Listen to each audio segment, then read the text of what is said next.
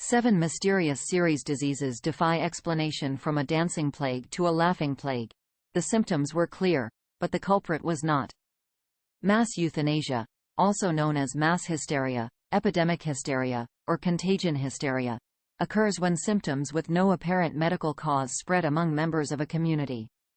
Think of it as the opposite placebo effect, said Dr. Robert Bartholomew, Emeritus Senior Lecturer in the Department of Psychological Medicine at the University of Auckland. For centuries, human society has sought to determine the cause of mass hysteria. The Salem witch trial accused women of being witches. At the height of World War II anxiety, residents of Mattoon, Illinois feared a rogue agent using poison gas. The mass hysteria and social panic are a barometer of the times and a reflection of our collective fear, says Bartholomew.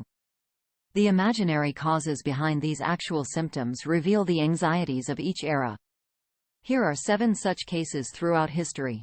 First, dance plague of 1518. It all started one summer day in Strasbourg when Frau Trophia started dancing in the streets and didn't stop for almost a week. Over the span of a month, 400 citizens of the city in eastern France were swayed by their desire to dance until they fell. And that's what they did: stroke, heart attack and burnout. Authorities blamed the ecstasy on warm blood, and ordered sufferers to dance day and night to ward off evil spirits, even building a stage and hiring dancers and dancers. Musician. This leads to an even greater frenzy. Versions of the dancing plague spread throughout Germany, the Netherlands, and Switzerland. Some historians have suggested that dancers accidentally ingested ergot mushrooms, a noxious mold linked to spasms, but that doesn't explain the incredible tolerance of ergots. Their seizures. Others point to the stress of disease and famine sweeping the region and an impressionable population that believes in St. Vitus' dancing curse. 2. Salem witch trials, 1692–1693. In January 1692, 9-year-old Elizabeth Parris and her cousin, 11-year-old Abigail Williams, began having seizures in the village of Salem. A local missionary wrote, "These children were bitten and oppressed by invisible agents. Sometimes they were mute, shut up, their throats choked, their limbs torn off and tortured." A doctor called to the scene claimed the cousin was enchanted. Soon, the girls of Salem village had a seizure. Looking for scapegoats, the Salem witch challenges neighbor to neighbor. Emerson Baker, author of A Storm of Witchcraft, said, "The village of Salem suffers from radical sectarianism surrounding its controversial pastor, Samuel Parris, and concerns about a decline in fervor." For religion. The Salem test and the American experience. People worried whether the new government would be able to protect the colony from the brutal border war that Massachusetts had lost to the French and their Native American allies. This happened just as a deadly smallpox was ending. Famine and rampant inflation caused by the extreme temperatures of the Little Ice Age devastated crops. The blame centered on the unpopular women, and 6 men, of the town, beginning with Tituba, a female slave of House Parris, and extending to residents who were perceived as others, or threaten the fragile status quo. Salem's last witch was pardoned 329 years after his conviction. 3.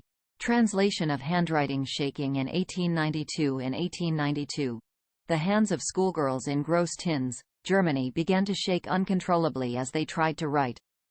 Some experience memory loss and altered consciousness.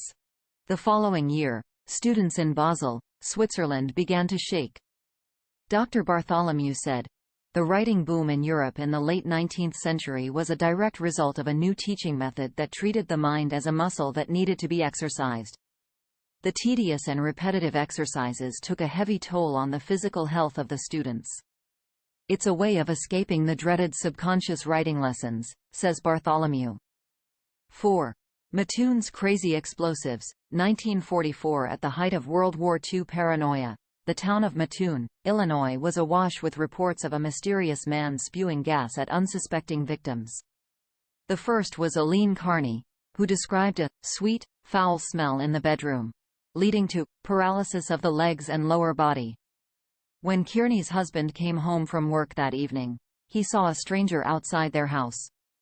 Kearney's story was featured on the front page of the local newspaper. which claimed there was a anesthesia stroller on loose. Soon the entire town was flooded with reports of similar sightings and symptoms. The only thing that spread faster was news of the snooper, making the world headlines and inciting panic. The mysterious attacker was never found. 5. Bug epidemic in June 1962. In June 1962, 60 workers at a textile factory in the U.S. began to have strange symptoms: skin rash, nausea and paralysis. The media quickly picked up on the story, calling it the June bug plague, of insects that workers said were making them sick. However, entomologists called to the scene found no trace of the June beetle. Psychologists interviewing sick workers found that more than 90% of victims worked the same shift, most worked overtime, and 50 of them just started reporting their symptoms after seeing media coverage of the outbreak. Stress, along with the power of suggestion, can be the culprit. 6. Tanganyika laughter pandemic. 1962. After sweeping changes following a difficult war of independence won from Britain in 1961, the East African territory now known as Tanzania closed schools for weeks as dozens of schoolgirls couldn't stop laughing. By the end of the epidemic, more than 1,000 people had been wiped out and 4 schools were forced to close temporarily. It's not a laughing matter. Stressed students also developed skin rashes, fainting, and difficulty breathing. The official diagnosis is mass hysteria. 7. Apes in India. 2001 power outages rocked Delhi during a heat wave in May 2001. Residents looking to cool off by sleeping on their rooftops began reporting attacks by a seemingly mysterious creature, both monkey and human. The victims, mostly men of low socioeconomic status, came to the doctor with puzzling injuries such as bites. 2 people died of fear, one from the roof, the other from the stairs. A police-mandated medical report said the injuries were self-inflicted and that the hysteria sparked by media images and uncontrollable gossip frightened people. The possession of demons, lunatics, and ape men may seem easy to mock, but the fear and pain caused by these panic attacks are real. The diagnosis of mass STDs by public health officials often provokes controversy and public outcry because of the stigma that the victim is mentally ill, crazy, or fake. That's not true, Barthélemy said. Mass sociopathy is driven by belief. We all have beliefs, so we can all be victims.